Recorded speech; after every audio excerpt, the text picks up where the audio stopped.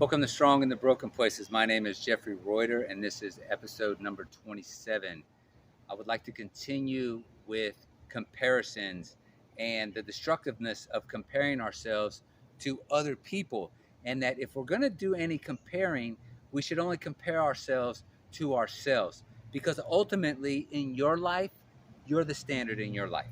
In my life, I'm the standard in my life as it relates to comparing ourselves on whether or not I'm good or I'm bad. And the key to this comparison is just simply this. It's real simple.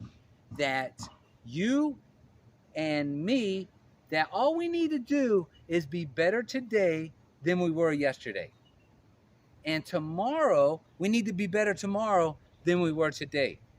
And one way to go about doing this is with two simple tools. And one of the tools is a pen. And another tool is just a notepad of some kind. And what I want to do is I want to, it's almost like journaling, but it doesn't have to be journaling because maybe journaling might be intimidating or whatever. You can do it on scrap paper. You can do it on the back of an envelope. You can do it on whatever. But the key is this here is just write down where you're at today. This way you have something tangible. You have something to look at. Because the problem with just not writing stuff down when we just speak it, it's just poof. It's just, okay, where to go? Where to go? Where to go? But when I write it down, I have it. I have something to look at. I have something to compare. Now I can make a comparison.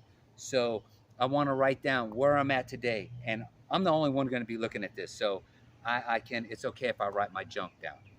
It's okay if I put it down on paper, especially if I'm the only one going to be looking at it. Because when I'm done and a week goes by or 2 weeks goes by and I know I'm progressing, I know I'm making better, what I can do with this page, I can just rip it out and flush it. I can burn it. I can get rid of it. And that's very easily done. But this is a key. This is a key. And this is the second point I'd like to make here, and this is super important, is that there can be a destructive side to this, especially for addicts. I'm an addict. I know this is something that kept me in my addiction for a long time. I started using when I was 13 years old, and I went to prison when I was 24 years old, and I continued to use for the next 12 years, and I didn't stop till I was 36 years old. So I was 23 years in active addiction every single day, out of prison, in prison. It didn't matter. I was literally stuck in my junk. So one thing that prevented me from getting sober, whether I was on the street, whether I was in prison, whether I was on the street, in prison, in my addiction, in my head, in my heart, in my spirit, this is the addiction killer to sobriety, is that an addict will think like this, especially if he or she is deep off into his or her addiction, is that there's no way I'm going to be able to do the rest of my life clean and sober. I just can't see it.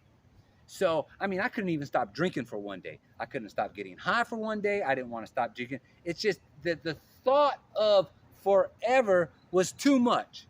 So I'm comparing myself to some future self, to some future sober self forever from now, and it doesn't work.